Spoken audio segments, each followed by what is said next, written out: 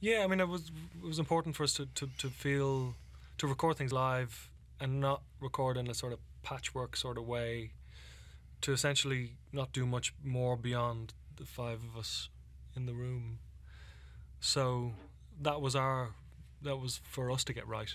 You know, it was to feel that we were connecting in a way that communicated with the most sort of emotional kick, I suppose. You know, because it's funny, you can play the same song, you know, a few times, and it can have a very different colour from take to take. So you get into the kind of nuances of all that, but you know, often in the studio, thought is your enemy, and you need to kind of rely on instinct and intuition, and that's when the greatest things happen. The two new guys, Rory Doyle, who plays drums, and Marco Bell, who plays lots of stuff, keyboards, guitars, and as a general sort of great ideas guy.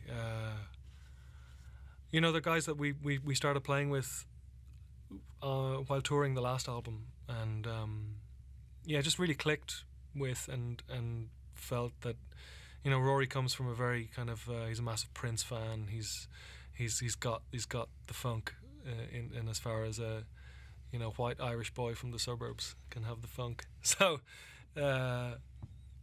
yeah, it was you know, and for me, because I started off as the drummer in the band, it was great to kind of let go of that and truly let go of it, and you know, stand in the room just singing and playing guitar and for that sort of, because he's quite a different, I don't have the funk as much as Rory would, and so he definitely kind of brought a new colour to the process.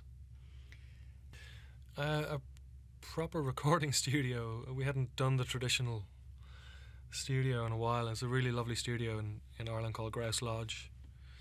It's, you know, very isolated down the country, so much so that it's where Michael Jackson spent about 6 or 7 months shortly before he passed away, actually, that he was there with his family, and they were very much kind of left alone, and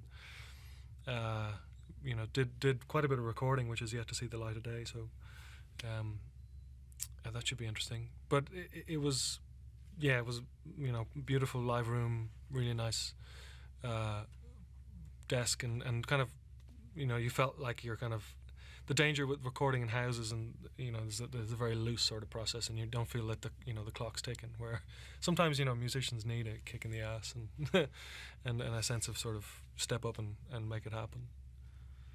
It works, yeah, and it's interesting. I read an interview recently with Nick Cave, who I'm a big fan of, and he is super diligent about his kind of work day, and he goes to the office from 9 to 5, where he has his piano and his, you know, notepad, and you know, he does his day's work and comes home and plays with the kids. So, you know, from, you know, writing lyrics in his own blood in Berlin to that sort of discipline is quite a journey.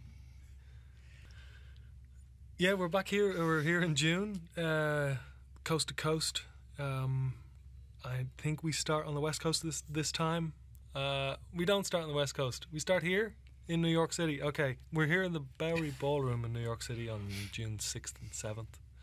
And then we go to other places. Yeah, so we're here for the full month, I think. It'll be full band, all bells and whistles tour. So looking forward to that. For the first time, no. Actually, we didn't, did we? I don't think so.